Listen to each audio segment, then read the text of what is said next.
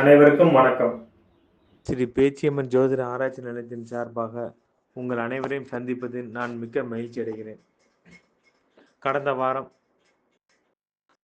ஒரு இல்லத்தில் பல பிரச்சனைகள் இருப்பதாக கூறி என்னை வாஸ்து பார்க்க அழைத்தார்கள். அவ்வீட்டுக்கு சென்றபோது வாஸ்து குறைபாடு துளியளவு கூட அந்த வீட்டில் இல்லை. மேலும் அவர்கள் குலதெய்வம் சுத்தமாக வரவில்லை. அனைத்து தெய்வங்களும் எந்த தெய்வமும் வரவில்லை. அவ்வாறு இருக்க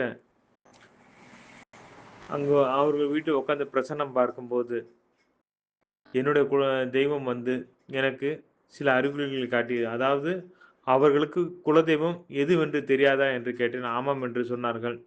ஒரு ஒரு சில கோயிலை நாங்கள் குலதெய்வமாக நினைத்து வணங்கி கொண்டு வருகிறோம் என்று சொன்னார்கள்.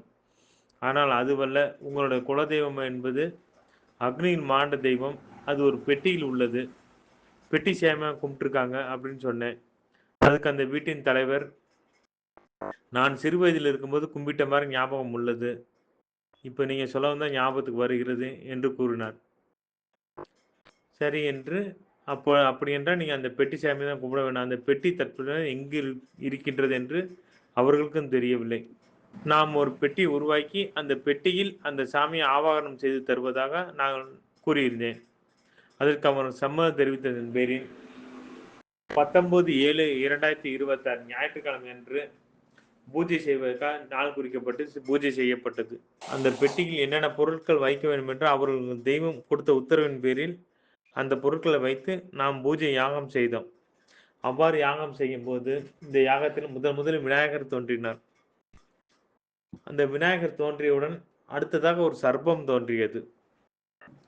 சர்ப்பம் விநாயகர் வந்துவிட்டாலே அந்த பூஜை நமக்கு ஆசீர்வதிக்கப்பட்டது என்று அர்த்தம். பின் அந்த யாகத்தில் ஒரு வயதான பெண் தோன்றினாள். அதை அனைத்து உங்கள் பார்வைக்கு வைத்துள்ளேன். அந்த வயதான பெண் யார் என்று தெரியவில்லை. இருந்தாலும் வணங்குவோம் என்று சொல்லி அவர்களை வைத்துவிட்டு வணங்கும் போது பின் ஒரு பெண் தேவதையும் உடன் வந்தாள்.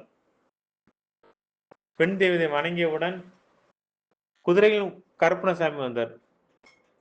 கருப்பணசாமி வந்து விட்டார் என்றால் அனைத்து தெய்வங்களும் வந்துவிடும் என்று அர்த்தம். ஏனென்றால் கருப்பணசாமி என்பவர் அனைத்து தெய்வத்துக்கும் காவல் தெய்வம் ஆவார். அவர் வந்தவுடனே மதுரை வீரனும் குடும்ப சங்கீதமாக 2 துணைவியருடன் வந்தார். பின் ஒரு வயதான ஒருவர் முனிவர் போன்ற தோற்றத்தில் வந்தார். அதே உங்கள் பார்வைக்கு வைத்துள்ளேன். இவர்கள் அனைவரும் வந்தவுடன் ஒவ்வொரு தெய்வமாக அடுத்து வர ஆரம்பித்தன. அடுத்து சூளம் வந்தது. சூளம் வந்தவுடன் சிங்கம் வந்தது. இரண்டும் வந்ததுக்கான அர்த்தம் என்னவென்றால் காளி தேவி, சக்தி தேவிகள் உள்ளே வந்து விட்டார்கள் என்ற அர்த்தம். சிங்கம் வந்தவுடன் அவர் வீட்டில் ஒரு ஏவல் ஒன்று இருந்தது. அந்த ஏவலை அந்த சிங்கம் கடிப்பது போன்ற, அதாவது உருவம் இந்த யாகத்தில் தோன்றியது. அதன் அர்த்தம் என்னவென்றால் அவர்களுடைய ஏவலை காளி தேவி அழித்து விட்டாள் என்று அர்த்தம். இவர்கள் வந்து அனைத்து ஏவல் தீர்ந்தவுடன் அனுமரும் பின் அனுமருடன் சேர்ந்த ராமரும் வந்தார்கள். ராமன் வந்த இறுதியாக பெருமாள் வந்தார். அப்போ பெருமாள் வந்தால் மகாலட்சுமி அஷ்டலட்சுமிகளும் வந்து விடுவார். அஷ்டலட்சுமிகளும் வந்தவுடன் அனைத்து தெய்வங்களும் வந்துவிடும். அப்போ இது நம்ம யாகம் செஞ்சதுக்கான வெற்றி என்று அர்த்தம். ஆனால் எனக்கு ஒரு சந்தேகம், அந்த பூஜையில் வந்த பெண் தெய்வம் யார், வயதான பெண் யார் என்று சந்தேகம். அதனால் அந்த பெண் அந்த உருவத்தை படம் பிடித்து அந்த குடும்ப நபர்கிட்ட அந்த போட்டோ காமிச்சேன். அந்த போட்டோ பார்த்து அவங்க வந்து பார்த்துட்டு அந்த அந்த குடும்பத்தில் இருக்க ஒரு பெண் வந்து இதே மாதிரி பெண்மணி தான், வயதான பெண்மணி தான் என் கணவர் அடிக்கடி வருவாங்க, வந்து எனக்கு நல்ல அறிவுரை கூறுவாங்க, அதன்படி பல விஷயங்கள் எனக்கு நடந்திருக்குன்னு சொல்லி சொன்னாங்க. அதை கேட்டோன்னே எனக்கு மிகவும் சந்தோஷமா இருந்துச்சு. அப்புறம் அந்த பெண் தெய்வத்தை யாருன்னு சொல்லி கேட்கும்போது அதான் குலதெய்வம், நான் இந்த இடத்தில் வந்து அமர்ந்து விட்டேன் என்று கூறிவிட்டது. அப்புறம் அந்த பெட்டியில் அந்த தெய்வத்தை ஆவாகனம் செய்து அவருடன் ஒப்படைத்து விட்டேன். ஒப்படைத்த பின் இனிமேல் நல்ல காலம் பிறக்கும் என்று கூறிவிட்டு வந்துவிட்டேன். நான் இங்கே வந்து எனது அலுவலகத்தை நான் சோழி போட்டு பார்க்கும்போது பார்த்தீங்கன்னாக்கா அந்த குலதெய்வம் வந்துருச்சு, இனிமேல் அந்த வீட்டை விட்டு போக மாட்டேன், இங்கே தான் இருப்பேங்கிற மாதிரி எனக்கு உத்தரவு கொடுத்துருச்சு.